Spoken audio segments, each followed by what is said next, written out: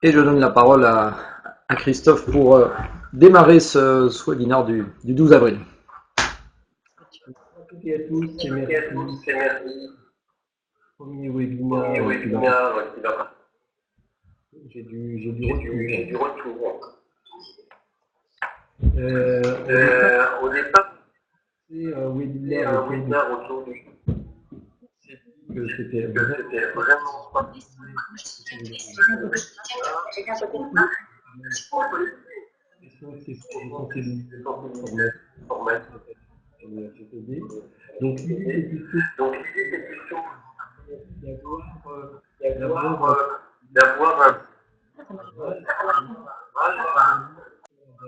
le big data, qu'est-ce qu'on peut en faire en formation, pourquoi, enfin, j'ai envie de dire pourquoi déjà on s'intéresse, pourquoi le milieu de la formation s'intéresse en fait au phénomène ou à ces tendances de la data.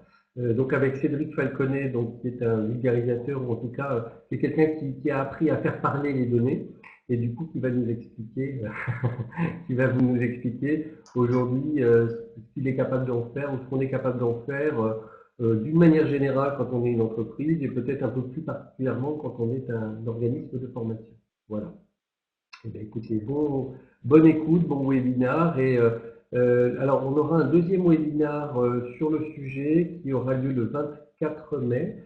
Là, c'est avec un chercheur de l'Université de Rennes, qui lui qui est un prof de biologie et qui fait des démonstrations à partir des données qu'il récupère des différents LMS qui sont utilisés par l'université pour imaginer des parcours plus spécialisés de formation, etc. Donc on aura ça le 24 mai, une démonstration, en tout cas un retour d'expérience de ce chercheur qui nous dira en quoi aujourd'hui l'université en fait se sert, pourquoi l'université se sert dans le domaine de la formation.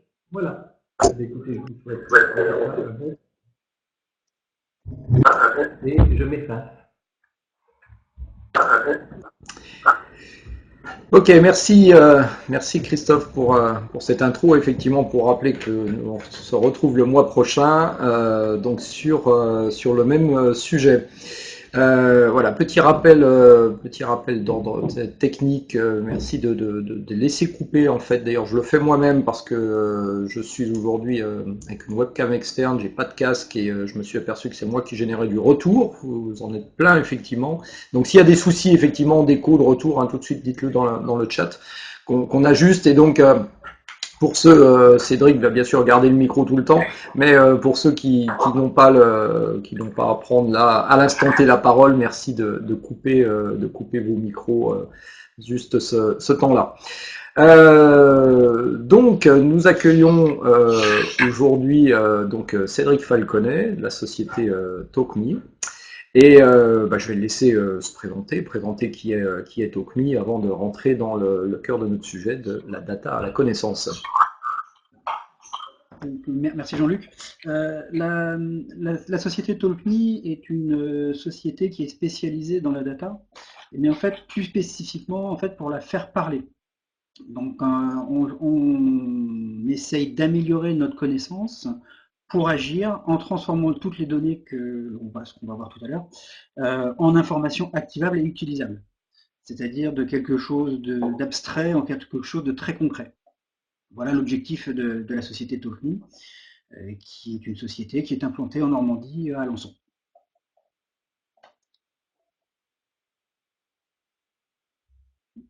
Donc je vais... Alors... Pardon, on a oublié de le faire tout à l'heure, je t'ai donné la main sur le diaporama.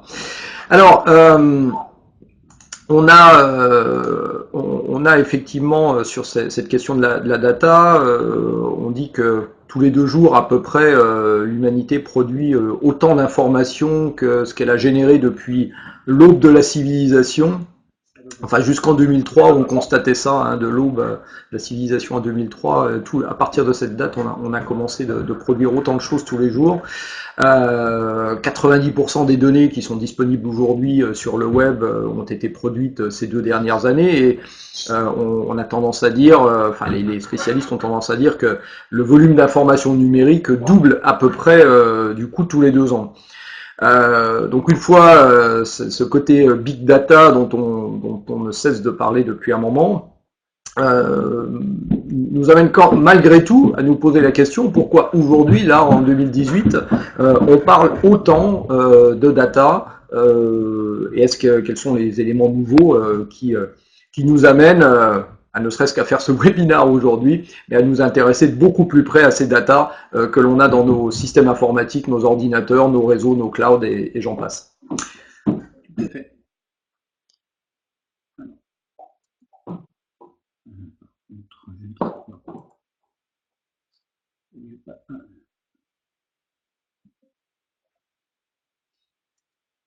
Donc en fait, ce qu'il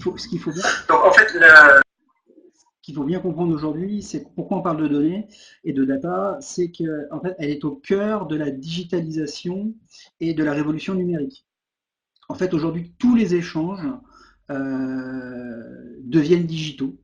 Et il y a une démultiplication de tous ces points de contact, et ça fait qu'en fait, on laisse tous des petites pierres, donc des traces.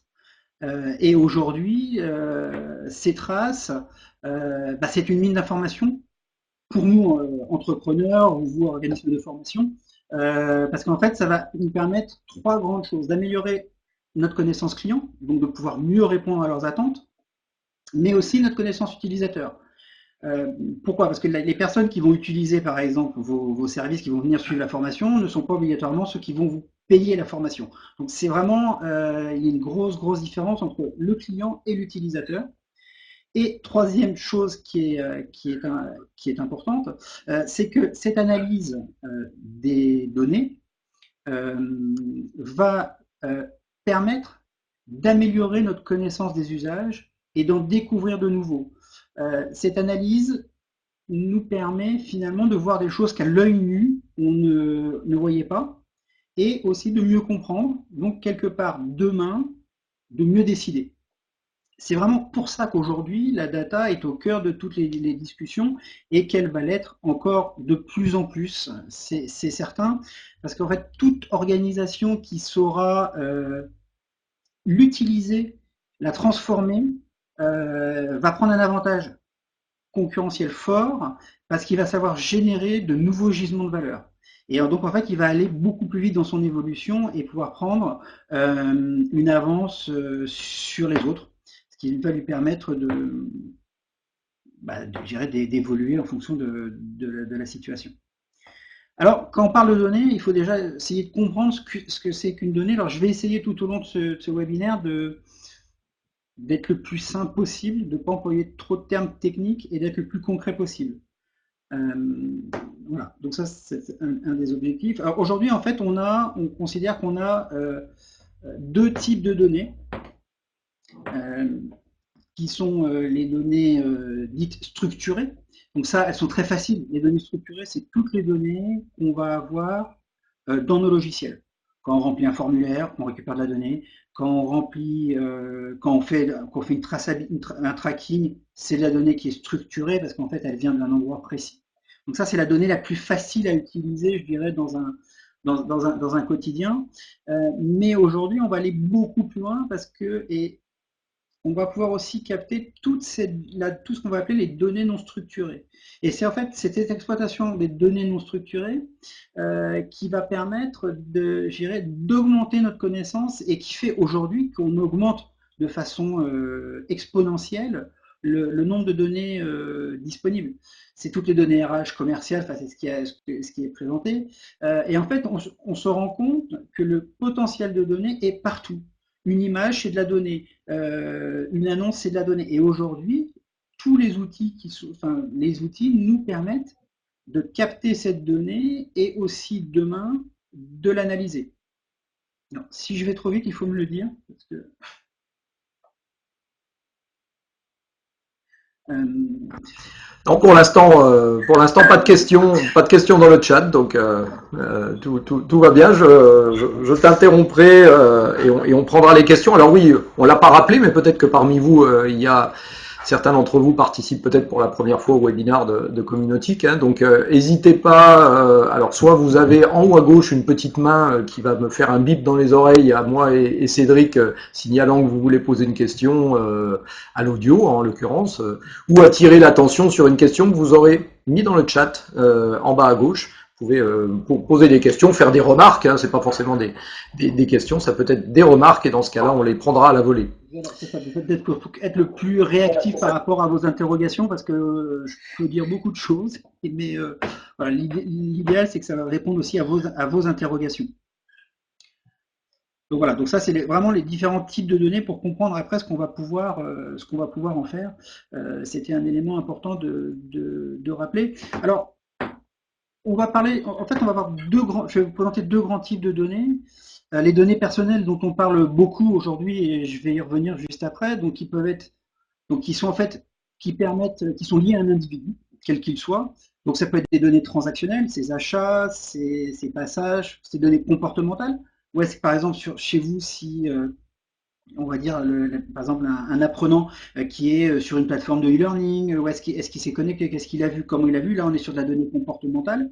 Ça peut être des enquêtes en ligne. Donc là on va être sur toute la donnée personnelle. Un CV, c'est de la donnée personnelle. Et c'est là où aujourd'hui, toute la partie réglementaire du RGPD, qui est alors je vais faire peut-être un petit rappel sur le RGPD, rapide. RGPD, c'est donc c'est le règlement général pour la protection des données personnelles, qui est un règlement européen qui est applicable à partir du 26 mai de cette année.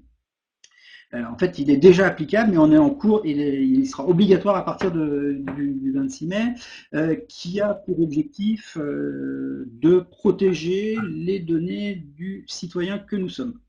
Voilà, donc en fait, l'idée, c'est de redonner la main aux individus sur leurs données. Donc voilà, donc ça c'est la réglementation. Donc j'y reviendrai en fin de webinaire, mais c'est important, c'est toutes ces données-là qui sont concernées dans cette réglementation et on en parle encore beaucoup plus avec le problème qu'il y a aujourd'hui aux États-Unis avec Facebook sur l'aspiration des données personnelles et l'utilisation qui en est faite. Et aujourd'hui, ce qui s'est passé aux États-Unis fait réfléchir aussi éventuellement sur une application d'une RGPD à l'américaine. On n'y est pas, mais ça peut arriver. Donc voilà. Donc ça, c'est vraiment des types de données qui peuvent être pour vous, OF, très importantes. Et puis après, il va y avoir aussi toutes les données externes. Alors les données externes, c'est toutes les données accessibles. Par exemple, tous les sites web, tous les journaux, tous ces éléments-là, aujourd'hui, on sait aller les récupérer pour en faire quelque chose.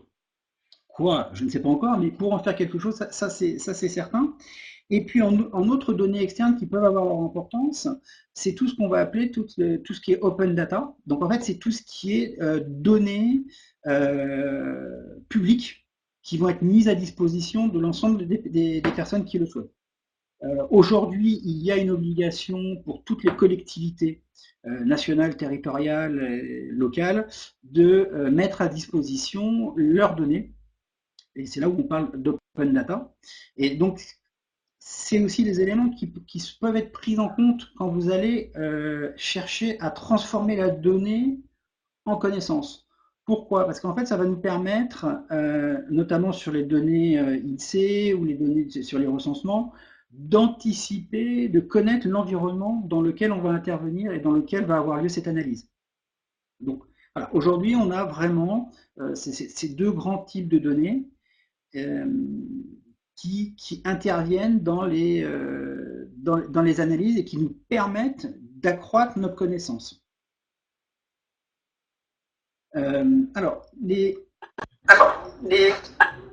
Donc en fait, on va avoir sur toutes les données dont on a parlé, on va avoir trois grandes sources.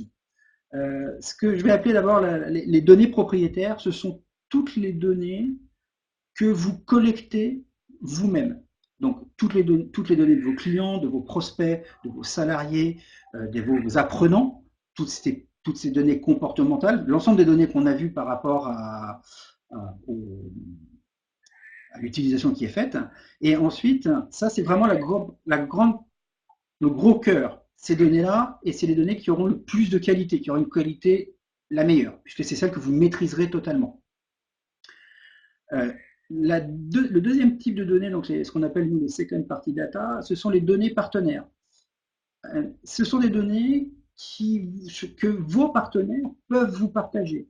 Par exemple, pour certains OF, la région peut être un des partenaires et peut vous partager de la donnée, si elle le souhaite, si c'est dans son mode de fonctionnement, et qui va vous permettre d'enrichir aussi vos propres données et d'améliorer votre connaissance. Donc on a un degré de données qui est de bonne qualité, même si elle est moins bonne pour vous, parce que ce n'est pas vous qui l'avez collectée, mais ce sont des données qui sont importantes. Et aujourd'hui, on tend de plus en plus vers un partage de la donnée. Alors, c'est compliqué sur les données personnelles pour savoir comment les partager, pourquoi. Ça, il y a la réglementation qui est en place, mais ça veut dire qu'aujourd'hui, un individu ou une personne, vous n'êtes pas le seul à la suivre. Et donc, en fait, ce partage des données peut nous permettre d'accroître votre connaissance et donc d'améliorer sa valeur. Ce qui nous permet vraiment d'agir au plus proche.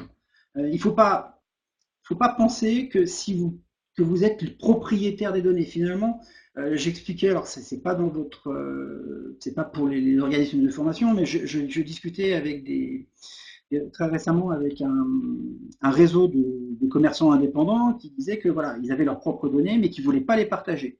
Et en fait, ce qui était compliqué de leur expliquer, c'est que les clients, ils n'en étaient pas propriétaires. Ils allaient dans tous les points de vente et qu'en fait, s'ils arrivaient à partager la donnée, ils arriveraient à créer de la valeur parce qu'ils auraient une meilleure connaissance de leurs clients et donc ils pourraient mieux répondre à leurs besoins. Parce que l'objectif de tout ce qu'on fait autour de la donnée, c'est satisfaire le besoin de nos clients ou de nos utilisateurs. Donc voilà, et ça, ils avaient du mal parce qu'ils avaient l'impression que le client était leur propriété. Sauf qu'aujourd'hui, le client, il est libre et il va là où il veut. Donc en fait, c'est cet apprentissage-là que petit à petit, il faut arriver à faire. C'est pour ça que oui, on a nos propres données, mais savoir créer des réseaux de partenaires, c'est important. Parfois, peut-être que le partage de données entre OF peut être intéressant parce que ça va vous permettre de gagner en qualité de formation, parce que vous allez pouvoir comprendre ce qui a marché, pas marché chez les autres, d'identifier de nouveaux profils, des profils qui vont être des profils qui vont être en rupture à un moment donné du parcours apprenant, donc pouvoir améliorer ça. Et ça, vous pouvez faire avec votre donnée, mais si vous avez aussi des partages avec d'autres partenaires, vous enrichissez cette connaissance. Pas génial. Cédric, en matière de données partenaires avec je pense aux régions, hein, qui sont des acteurs bien évidemment importants, centraux en matière de formation initiale ou professionnelle, quel type de données on pourrait imaginer partager, enfin quel type de données les régions pourraient partager avec les organismes de formation? Est-ce que tu as une idée pour enrichir la connaissance que l'on a des stagiaires dans nos organismes? On pourrait déjà imaginer que le profil peut créer un profil commun qui permettrait de créer des profils qui sont le profil qui sont l'écho, je sais pas. Donc le partage de la création de profils apprenants, par exemple, ça pourrait être partagé pour identifier en cours des recrutements, et ça on va le voir juste après un petit peu justement dans les actions qu'on peut mener pour des OF, pour éviter d'avoir des gens qui sont des profils à risque de rupture, pour nous aussi pouvoir adapter le suivi qu'on va faire de cet apprenant-là. Est-ce que ça a répondu à la question?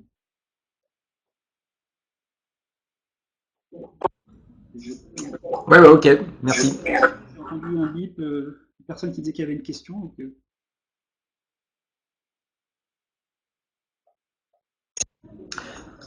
Non, c'est bon, c'était moi le bip. C'était pour t'alerter que je voulais effectivement te poser une question. Pas de souci. Voilà, ça, c'est un exemple, mais c'est vrai qu'après, c'est en fonction de chaque problématique. Il faudra avoir la donnée que les régions ont aussi à disposition. Je sais qu'aujourd'hui, elles sont amenées à en collecter de plus en plus.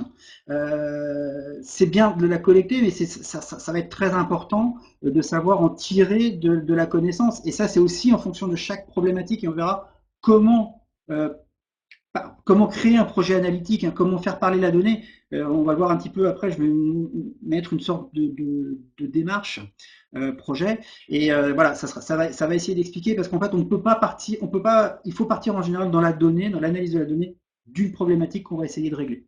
Parce que sinon, on part dans l'inconnu et on peut très très vite se perdre parce que comme tu le disais tout à l'heure, la donnée, on en a beaucoup.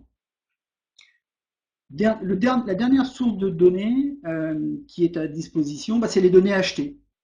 Alors, ces données achetées, euh, jusqu'à il n'y a pas si longtemps que ça, on achetait des millions, je parle bien de millions, d'adresses mail pour faire, on va dire, du spam. Aujourd'hui, ce sera du spam. Ça l'a été peut-être moins avant, mais avec les changements de mentalité. Voilà, c'est tout ce qu'on peut acheter comme données externes. Alors, ça peut être des emails, mais ça peut être aussi des données d'utilisation, ça peut être des données financières, ça reste de la donnée d'analyse. Hein. Voilà, mais c'est toute la partie données qu'on achète. Alors là, par contre, la vraie problématique qu'on a sur ces données achetées, c'est qu'on ne maîtrise pas du tout la qualité. Voilà. Donc, vraiment une priorité déjà, si on arrive à exploiter nos propres données et les données de partenaires, on a déjà, je dirais, un beau terrain de jeu.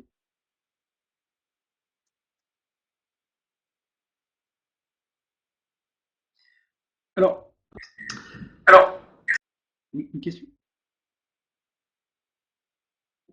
Oui, la question du coup, je pense maintenant, c'est de se dire, maintenant qu'on a identifié les différents types de données, c'est qu'est-ce que l'on va pouvoir faire avec ces datas. Donc et là, tu as quelques pistes à nous proposer parce qu'il s'agit bien de quelques pistes.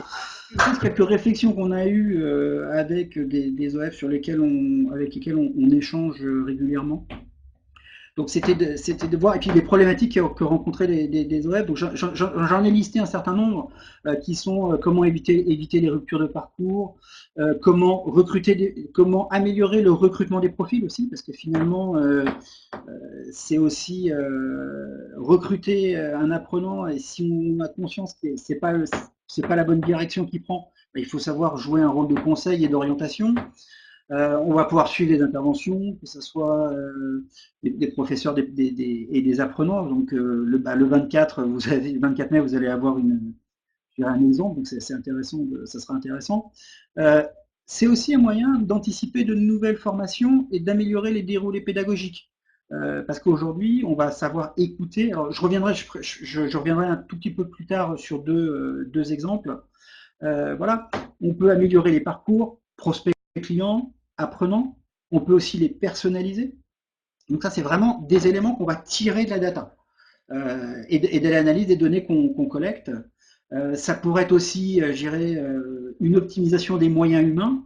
Et derrière, quelque part, on parle souvent aujourd'hui de marketing automation, de formation automation, c'est-à-dire comment on va pouvoir automatiser certaines choses, certains contenus, certains affichages.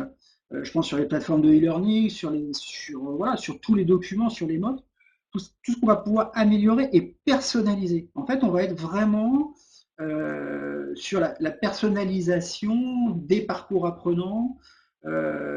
L'idée, ça ne sera pas de dire on va faire une formation pour 200 personnes, on va faire une formation adaptée à l'apprenant. Et ça, c'est ce que nous permet de faire aujourd'hui la donnée. Et toute la donnée qu'on collecte nous permet d'améliorer ces profils et ces actions derrière qu'on va mener. Alors, je voudrais revenir sur plus précisément, euh, deux exemples qui étaient les deux premiers, qui sont le décrochage, anticiper et éviter les ruptures de parcours. Et aujourd'hui, je crois que c'est la base aujourd'hui, c'est de se dire comment la donnée, va nous permettre, on va être sur de la formation prédictive. C'est-à-dire qu'aujourd'hui, on va avoir un apprenant, en fonction de son parcours, on va déjà, une fois qu'on aura analysé un petit peu le passé, parce qu'aujourd'hui, si on veut prédire, il faut déjà comprendre le passé, ça c'est important, hein. C'est-à-dire qu'aujourd'hui, vous avez déjà de la donnée et on peut déjà l'analyser pour comprendre certaines choses et faire ressortir des indicateurs clés qui nous permettront de prendre des décisions par la suite. Mais quand on va comprendre ça, on va pouvoir permettre de répondre, de dire, ah bah oui, mais ce profil-là, on sait qu'il y a un risque. Profil-là, on sait. Oui. Donc, sur la création des profils, on va pouvoir créer des profils on sait qu'ils vont dire, bah, ils vont avoir une grande chance de réussir, des profils qui vont pouvoir réussir, mais qui va être oui, sur lesquels il va falloir être vigilant, et d'autres profils où on sait, bah, ceux-là, on sait que voilà, on a 90% de rupture, 95% de rupture. Qu'est-ce qu'on fait? Est-ce que c'est la bonne voie ou pas la bonne voie? C'est vraiment de savoir répondre et orienter, parce que parfois, même le futur apprenant ou le futur stagiaire, il a du mal à savoir ce qu'il veut faire. Et ça, on peut arriver à essayer de comprendre. On est vraiment dans la compréhension pour améliorer la prise de décision. Donc ça, c'est vraiment des éléments qu'on peut faire aujourd'hui sur le recrutement des futurs apprenants. Et quand je parlais aussi d'anticiper les nouvelles formations ou les déroulés pédagogiques, c'est de dire aujourd'hui, on reproche parfois à la formation de ne pas être assez réactive. C'est-à-dire qu'au moment où la formation ou une formation arrive sur le marché, finalement, les entreprises je ne veux pas dire qu'elles n'en ont plus besoin, mais le besoin de l'entreprise a évolué. Encore plus aujourd'hui, on parle des métiers du numérique ou du numérique dans les métiers, parce que les choses vont tellement vite que ce qui était vrai aujourd'hui peut être faux demain ou après-demain. Et en fait, aujourd'hui, on arrive à réfléchir sur des nouvelles formations ou des contenus, à améliorer le contenu de formation en fonction des réels besoins des entreprises, sans que les entreprises n'aient réellement à nous le dire. En fait, on va par exemple tout simplement aller lire ce qui se dit dans les annonces de recrutement, les compétences qui sont recherchées, et est-ce qu'aujourd'hui les compétences qui sont recherchées sont incluses dans le déroulé pédagogique. Et là, on peut dire, ah bah, il y a une problématique, on voit arriver ces nouvelles compétences, on ne les a pas. Si on veut répondre immédiatement aux besoins de l'entreprise, agissons tout de suite. Donc ça offre, je dirais, une meilleure connaissance des usages et des attentes.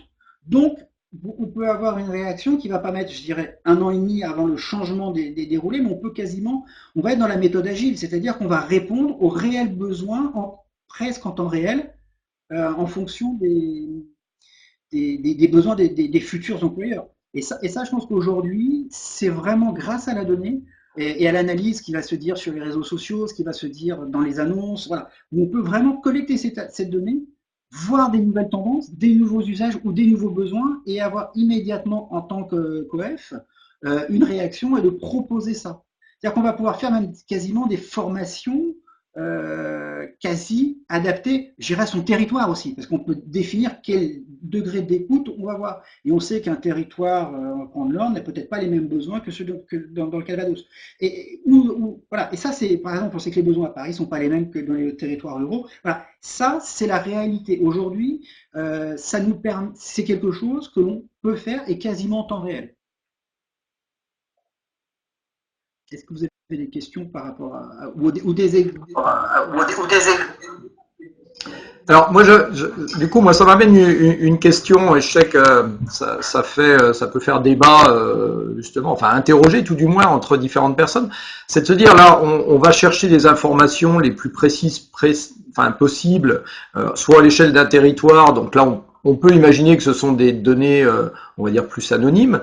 Par contre, si on cherche à améliorer le parcours de l'individu, le parcours de chaque apprenant, est-ce qu'on n'a pas une espèce d'ambiguïté ou justement d'incompatibilité entre travailler sur les comportements, sur les connaissances de l'individu, et à l'inverse, donc cette nouvelle réglementation qui nous dit que l'individu est propriétaire de ses données et que quelque part, il n'y a que lui qui peut nous autoriser à le faire. Alors j'anticipe peut-être sur les questions d'après. Non, mais c'est bien, mais c'est toute la problématique. Aujourd'hui, par rapport à cette RGPD, donc au tracking qu'on va pouvoir faire de l'étudiant, c'est de savoir, il va falloir être transparent. L'idée de la réglementation, c'est d'apporter cette transparence quant à l'utilisation des données. Si aujourd'hui on explique à nos futurs apprenants ils sont multi-supports, hein, ils vont dire ils ont leur téléphone, les MOOC, la plateforme de e-learning, ce qu'ils vont voir, c'est que le suivi va nous permettre aussi de mieux répondre à leurs problématiques. Et c'est pas que ces données-là, on va pas les revendre, on les garde que pour nous en interne ou pour les transmettre à la région, parce que la région en a besoin, et quelque part parce que c'est le financeur. Donc là, on en devient à la légitimité de la collecte de la donnée. Et en fait, c'est le cœur de cette réglementation, c'est qu'il faut que l'utilisation qu'on va faire des données qu'on va récolter soit légitime. C'est-à-dire qu'il ne faut pas prendre de la donnée pour dire je la collecte, on verra ce que j'en fais plus tard. Voilà. On ne va pas s'endormir sur notre trésor, il faut qu'on se serve immédiatement, que ça soit de l'essence dans l'amélioration des parcours.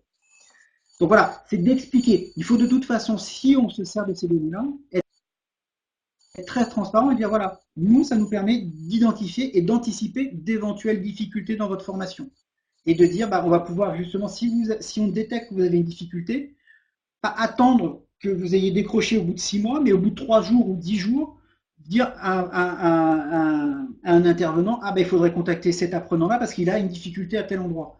Et là, on va aussi, si on est réactif, on sait très bien qu'on le perdra beaucoup, on le perdra plus, enfin, on va essayer de le rattraper avant qu'il ait totalement décroché au bout de 6 mois. Est-ce que ça a répondu à ta question? Oui, en partie, oui. En partie. Ok. Je te laisse. Voilà, mais c'est vrai qu'aujourd'hui, c'est très clair aussi, c'est que la réglementation n'interdit pas de collecter de la donnée, il faut qu'elle ait un intérêt, qu'elle serve à son utilisation ait un intérêt aussi pour la personne. Ok, merci.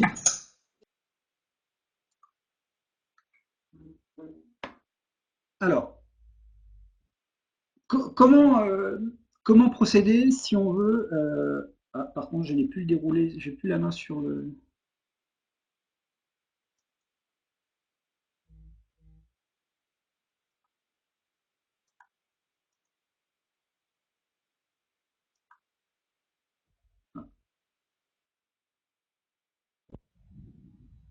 Allô, allô?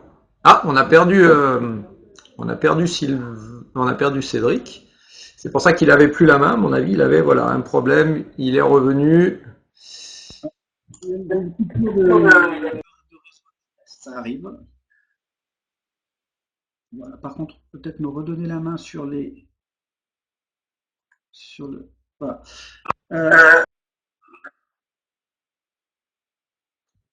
Par où commencer quand on veut faire un projet sur la donnée? La première question que vous pourriez me poser, c'est est-ce que je dois avoir beaucoup de données pour commencer un projet analytique? Alors aujourd'hui, on entend parler de big data. Donc on se dit pour faire de l'analyse de données, il me faut beaucoup, beaucoup de données. Sinon, ça sera pas pertinent. Et finalement, je vais dépenser de l'argent ou du temps et ça n'apportera rien. Alors non, aujourd'hui, il faut bien être conscient d'une chose, c'est qu'on devrait parler uniquement de data, parce qu'on peut faire de l'analytique avec ce qu'on appelle le small data. Avec quelques données, on peut déjà arriver à trouver des indications et à tirer de l'information. Donc, pas besoin d'avoir des terras de données, des serveurs remplis de données pour pouvoir, je dirais, en faire quelque chose. Même au contraire, je dirais, si vous avez que peu de données, ça va être intéressant parce qu'on va essayer de répondre à une problématique. Et c'est la démarche que je vais essayer de vous présenter, qui est de dire, aujourd'hui, pour faire une démarche analytique, il faut identifier une problématique. C'est-à-dire que vous ne pouvez pas partir dans une démarche de connaissance, de transformation de la donnée en connaissance, si vous n'avez pas une question à laquelle vous devez répondre. Vraiment, ça, c'est le point de départ. Parce que sinon, vous allez chercher dans quelque chose que vous ne trouverez pas parce que vous ne savez même pas ce que vous cherchez. Donc c'est vraiment important. Donc d'identifier la question à laquelle vous souhaitez répondre et voir comment on va pouvoir analyser et comprendre tout l'environnement qu'il y a autour de cette question-là et de cette problématique-là. Puisqu'en fait, l'environnement, on va essayer d'analyser un ensemble de signaux forts ou faibles qui vont pouvoir nous permettre de répondre à cette question et qui vont pouvoir poser la problématique. Quand on aura posé la problématique, on va pouvoir commencer à se dire comment on va pouvoir construire son modèle analytique. Pour construire un modèle analytique, il faudra faire le choix de données. Par exemple, on va prendre un exemple, on va aller prendre les données comportementales sur la plateforme de e-learning pour voir justement, pour essayer de comprendre est-ce que l'utilisation de la plateforme de e-learning est performante ou pas. Voilà, par exemple.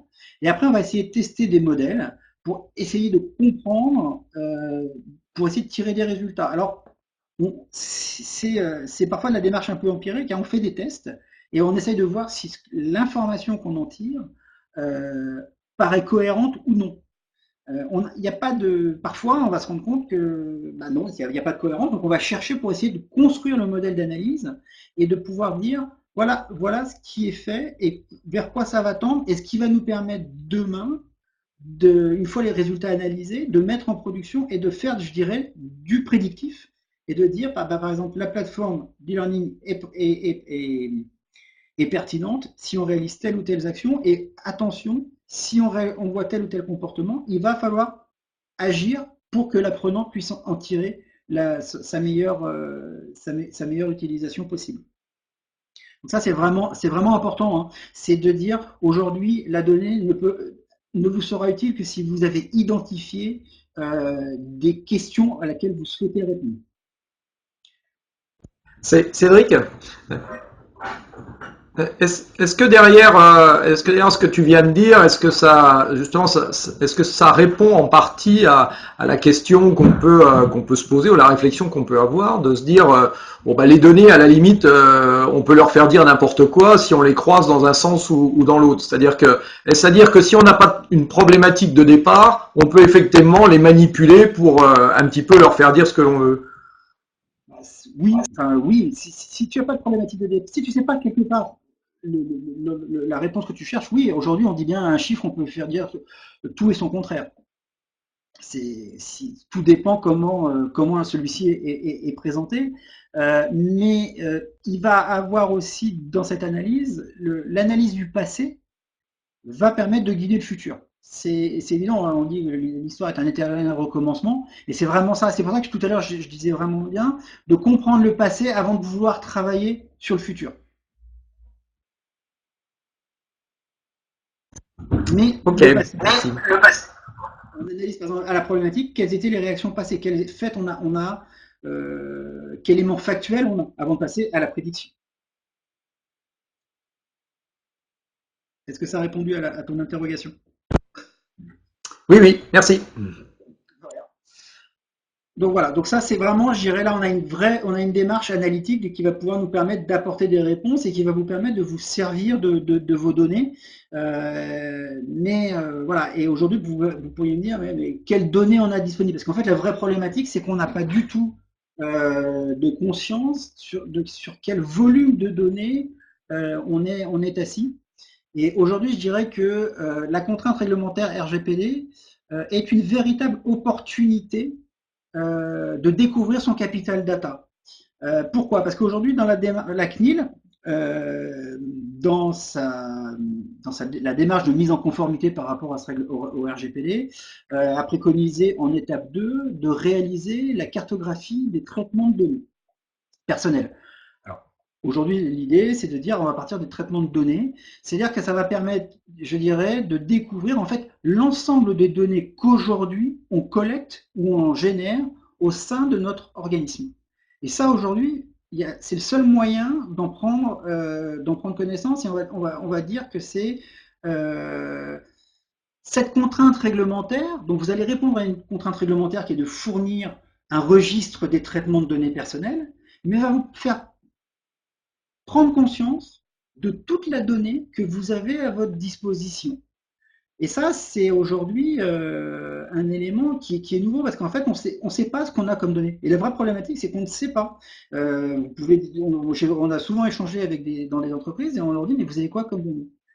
Tout de suite, c'est clair, la donnée logicielle, on a celle logicielle, le CRM, oui. Mais en fait, tout cet autre potentiel est découvert lors de la réalisation de cette cartographie. Donc la cartographie, la RGPD, finalement, est une véritable opportunité pour pouvoir demain utiliser et valoriser votre capital data. Parce qu'aujourd'hui, ce sont des éléments, si je parle purement financièrement, ce sont des éléments inactifs, mais qui peuvent donner une grande valeur à l'organisme de formation. Parce que plus vous allez le connaître, plus vous allez pouvoir l'exploiter. Et donc, en fait, je dirais créer de nouvelles valeurs et d'aller plus loin dans votre projet. Donc vraiment, la contrainte réglementaire qu'est le RGPD, il faut plutôt le voir plus qu'une contrainte, comme une opportunité de découvrir sur quelle mine d'or vous êtes assis, parce que c'est réellement ça. Aujourd'hui, quand on parle de la data, on dit que c'est le pétrole du 21e siècle. Et c'est tout à fait ça, parce que c'est vraiment des gisements de valeur qui vont être très très importants et d'optimisation de tous vos process, et d'amélioration de la qualité de ce que vous produisez, c'est-à-dire la formation. Et si les employeurs et les formés y trouvent leur compte, tout le monde va au final être content. Donc c'est vraiment ça l'intérêt de l'utilisation de la data. Voilà. Donc là, Cédric, est-ce que alors on comprend bien effectivement, enfin je pense qu'on a bien perçu tout l'intérêt de transformer en opportunité ce qu'on a vu certainement tous au départ comme une contrainte, et les organismes de formation qui sont avec nous là l'ont déjà vécu pour certains avec les dispositifs qualité, hein, avec les obligations liées à la qualité, qui au départ étaient vues comme une contrainte, et finalement on s'aperçoit que faire de la qualité c'est plutôt une opportunité. Mais là, ce que tu nous dis, c'est, on a aussi l'impression, et je reprends la réflexion de Jean-Pierre Feutry là tout à l'heure dans le chat, qui était de dire bon, une fois qu'on a compris l'intérêt de ces données-là, l'analyse et l'exploitation de ces données peut être quelque chose de très chronophage, et quelque part on peut presque imaginer que analyser les données nous coûterait plus cher que ce que ça nous rapporte, si je veux faire court. Alors, oui, c'est un investissement, mais aujourd'hui, les analyses prouvent qu'aujourd'hui, une bonne exploitation des données disponibles sans gérer croissance externe, c'est entre 20 et 40% de marge supplémentaire. C'est-à-dire qu'une bonne exploitation de la donnée va générer du chiffre d'affaires ou de la marge supplémentaire, simplement en permettant d'améliorer les process et l'offre qui va être beaucoup plus adaptée aux besoins. Donc, c'est évidemment, ça a un coût très. Enfin, voilà, c'est comme à partir du moment où demain on a un contrôleur de gestion, il a un salaire, et l'analyse de données a un coût d'intervention. Mais aujourd'hui, on sait aussi mesurer le retour sur investissement beaucoup plus facilement, parce qu'il est immédiatement mesurable. Et les études qui sont mises en place sur les sociétés qui aujourd'hui exploitent la donnée, voilà, on sait que voilà, on génère entre 25 et 40% de CA en plus ou de marge. Ça, après, bon, je dirais que moi je préfère la marge au chiffre d'affaires, mais voilà. Et donc, comme disait Christophe dans le chat, là, on voit vraiment arriver le marketing dans les organismes de formation, là où il n'y en avait pas, peut-être dans certains cas, avec une bonne exploitation dans une perspective de retour sur investissement, si j'ai bien compris. Alors aujourd'hui, marketing, c'est on parle beaucoup de data marketing, donc c'est vraiment aujourd'hui le cœur du. Enfin, c'est peut-être le levier le plus facilement activable, mais aussi, je dirais que l'utilisation de la data sur l'apprenant pur, entre guillemets, quand je parlais tout à l'heure de formation automation ou de formation analytique, ça va vous permettre d'améliorer les process. Donc finalement, si les apprenants sont beaucoup plus contents de la formation qu'ils suivent, ils en parleront aussi beaucoup plus. Donc potentiellement, l'OF aura une réputation qui sera meilleure, qui sera adaptée tant au niveau des employeurs que des apprenants. Donc c'est aussi c'est un cercle virtueux, hein.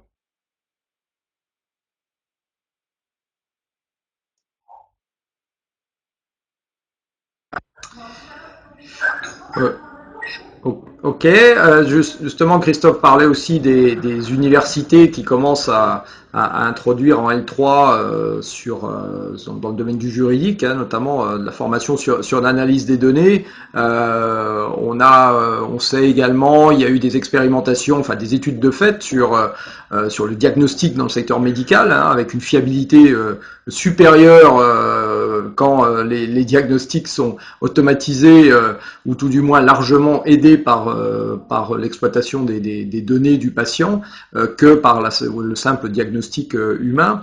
Est-ce que ça nous pose quelque part un petit peu des questions d'éthique, de se dire est-ce que l'analyse de ces données ne va pas remplacer quelque part l'humain, comme on dit, et on sait que dans les organismes de formation, l'arrivée du numérique déjà lui-même interroge.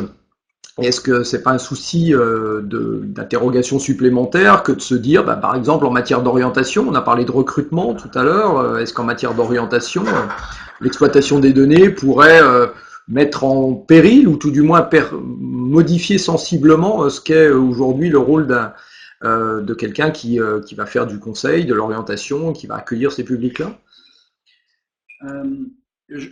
Oui, alors, ça va poser une question. Je pense qu'en fait, ça n'enlèvera pas le rôle de l'humain.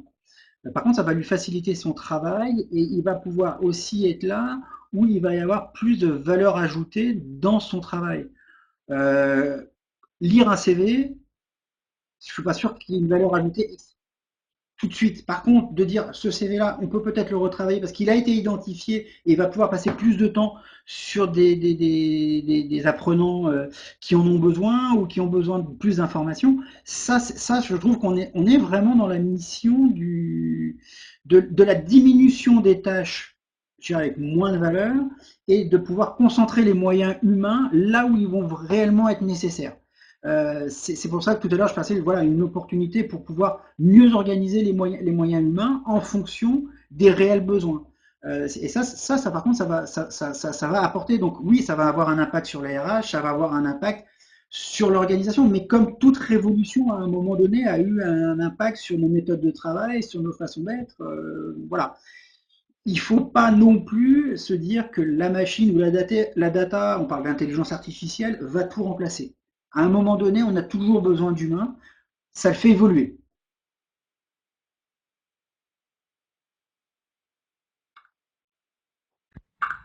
Alors, est-ce qu'on a peut-être quelques questions? Certaines choses ont été abordées, ou tout du moins j'ai essayé de reprendre certains des points que vous avez mentionnés, vous avez évoqués dans le chat. Est-ce que, Ali, arrivant sur la fin de l'intervention de Cédric, est-ce que vous avez des points particuliers sur lesquels vous auriez aimé peut-être que l'on revienne ou que l'on aborde si on ne l'avait pas fait? Je me permets de Je reprendre me la permets de parole. reprendre la parole. Bien sûr. Je vois que j'ai du retour. Euh, je posais une question tout à l'heure où en tout cas, j'évoquais le fait que peut-être que la data va permettre aussi alors ce que j'appelle le client final ou l'utilisateur final, ça va peut-être permettre à chacun d'entre nous d'avoir aussi une meilleure connaissance de nous-mêmes ou de notre parcours et peut-être d'améliorer ou de satisfaire, de comprendre peut-être un peu mieux aussi les besoins qu'on peut avoir. Voilà. Parce que je me dis finalement, on a tous des prismes particuliers, on a un prisme en plus à un moment T, etc. Quand on va chercher un besoin de formation ou un besoin immobilier ou un besoin d'achat de je ne sais quoi. Et finalement, peut-être que c'est aussi créer de l'intelligence chez la personne que de récupérer des données sur soi-même et de se dire tiens, je fonctionne aussi comme ça. Ah oui, tiens, je fonctionnais comme ça hier, etc. Ah bah oui, c'est intéressant de savoir. Ah, je me souvenais plus de ça, etc., etc. Enfin, je vulgarise un peu et je fais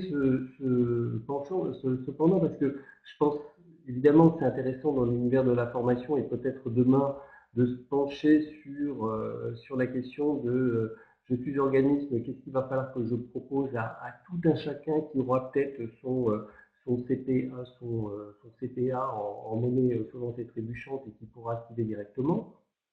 Mais moi, j'ai travaillé longtemps dans l'immobilier. Et dans l'immobilier, on est confronté en fait à des clients qui vous racontent toujours des histoires qui ne sont pas finalement la leur exactement. Et les clients, et je pense qu'on peut se la tâcher à soi-même, parce qu'on a tous à un moment donné loué un appartement, acheté un appartement, une maison. Et la question, c'est toujours intéressant de se dire finalement que ce sont les signaux faibles chez les personnes qui font qu'ils achètent telle ou telle maison. Voilà, et qui sont finalement des données qui font partie de leur vie, de leur comportement, mais qui parfois datent d'il y a 15 ans ou 20 ans, et qui vont s'attacher à telle maison plutôt qu'à telle autre. Et je me dis, tiens, ça pourrait être intéressant de se dire, à la fois pour celui qui va, pour le professionnel, de se dire, tiens, c'est intéressant de savoir que vous avez vécu comme ci, comme ça, et que du coup, vous allez chercher plutôt tel type de bien. Mais ça peut être aussi intéressant pour celui qui va acheter de se dire, finalement, ce qui est important pour moi, c'est pas tellement l'histoire classique que je raconte à l'agent immobilier, parce que je peux vous assurer que pour avoir passé 10 ans à écouter les besoins des gens, tout le monde vous raconte la même chose et tout le monde veut la même chose. Mais je pense que c'est un peu pareil dans la formation, parce que j'ai été formateur aussi et j'entendais toujours la même chose. Et je me dis finalement, ce qui peut être intéressant dans toutes ces datas, c'est de se dire,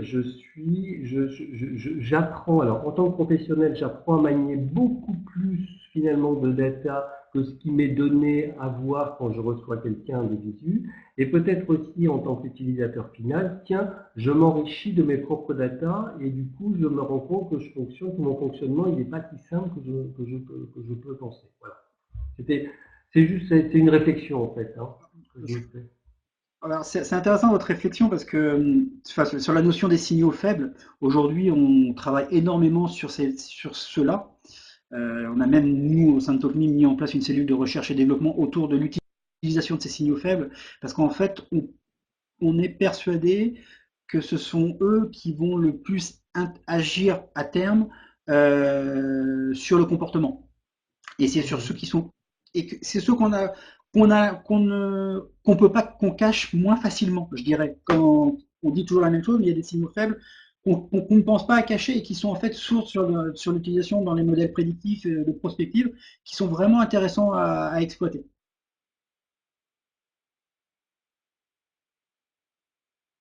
Je rebondis, Christophe, sur ce que tu évoquais, et si on se remet, on parlait tout à l'heure de la mise à disposition de données par la collectivité, hein, la région par exemple, auprès des organismes de formation, et donc du coup par rapport à ce que tu nous disais pour les individus eux-mêmes, est-ce qu'on peut imaginer demain une réflexion sur effectivement une grande base de données commune, accessible, alimentée à la fois par la région sur des données démographiques, des données d'emploi, des données, on va dire, de compétences, de besoins de compétences plus exactement, et les organismes de formation sur des données qu'ils collecteraient tout au long des stages. Est-ce que c'est un dispositif qu'on pourrait imaginer, par exemple en région Normandie en l'occurrence, parce que c'est ce qui nous intéresse là. Tu es dans le cœur dans le cœur des discussions qu'on a actuellement, puisqu'en fait, Francine Rochefort, donc ma chef de service, travaille actuellement avec d'autres partenaires publics pour imaginer justement ce data center pas cette fabrication, imagine en fait de construire un data center à partir de toutes les données publiques et qui serait évidemment ouverte à tous, etc. Donc c'est complètement dans les tuyaux actuellement, avec deux idées, c'est tout ce qui est data, tout ce qui est données publiques, la mettre à disposition bien sûr, mais aussi récupérer certaines données privées qui pourraient servir qui pourraient améliorer ou qui pourraient enrichir en fait des services publics comme la météo par exemple, voilà. Ou des données, voilà, j'ai pas d'exemple qui me viennent comme ça, mais en effet, on est complètement là-dedans actuellement à dire, et il faut, c'est pas uniquement des données de la région, ça peut être des données aussi sociales qui viennent du département, des données locales, etc., et qu'on doit apprendre à partager, et puis après, savoir qu'est-ce qu'on en fait, parce que comme dit Cédric, si on ne sait pas où on va et si on ne sait pas ce qu'on en fait, ça ne servira pas à grand-chose, à mon avis. Mais en effet, il y a toute une réflexion et je suis persuadé qu'il y a d'autres régions qui ont cette réflexion-là actuellement. Je vais me permettre juste de compléter. C'est une réflexion qui a été rendue obligatoire aussi par la loi sur la République numérique, puisqu'en fait, à partir d'octobre de cette année, les collectivités qui font plus de 3500 habitants, on va dire, ont une obligation d'avoir une politique d'ouverture des données. Donc c'est vrai que c'est voilà, justement pour pouvoir les mettre à disposition de qui le souhaite et d'améliorer finalement après de pouvoir améliorer les services, hein, quels qu'ils soient. Ouais. Alors je reprends la parole parce que je vois entre-temps une discussion entre Jean-Pierre Feutry et Jean-Baptiste Pelden sur l'histoire, toujours pareil, du partage, qu'est-ce qu'on est prêt à partager, etc. Et je peux vous dire que même au niveau public, hein, c'est pas si évident que ça de se mettre tous autour d'une table et d'avoir une gouvernance en disant nous on est prêt à partager ça, qu'est-ce que vous allez en faire, ça va servir qui, etc., etc. Donc je veux dire, même entre acteurs publics, ça ne fait pas partie peut-être de notre génome pour l'instant, le partage de la donnée, et qu'il va falloir qu'on apprenne aussi à être un petit peu plus souple là-dessus. C'est dans le génome de personne le partage. Oui, et comme dit Jean-Pierre, hein, également dans le chat, hein, il y a des choses, et pourtant il y a des choses très pragmatiques qui seraient d'éviter des ressaisies et des renseignements d'informations à n'en plus finir dans une seule et même région entre différents organismes de formation, parce qu'on sait très bien qu'un individu qui reste sur un territoire sur une période même relativement courte de sa vie professionnelle, enfin étudiante et professionnelle d'ailleurs, il est amené à passer dans différents organismes de formation et donc on a des gains, de productivité, donc d'où les gains de marge dont parlait Cédric tout à l'heure à mon avis. Hein, c'est qu'une des illustrations là-dessus. Et justement, la cartographie qui est rendue obligatoire par la RGPD des traitements et des données disponibles, donc va permettre aussi de mettre en valeur justement ces doubles saisies, ces doubles calculs. Le nombre quand on va dans les entreprises ou même dans des collectivités où les gens font des tableaux de bord et font 3 fois le même calcul, mais trois personnes le font alors qu'il est à disposition déjà ailleurs.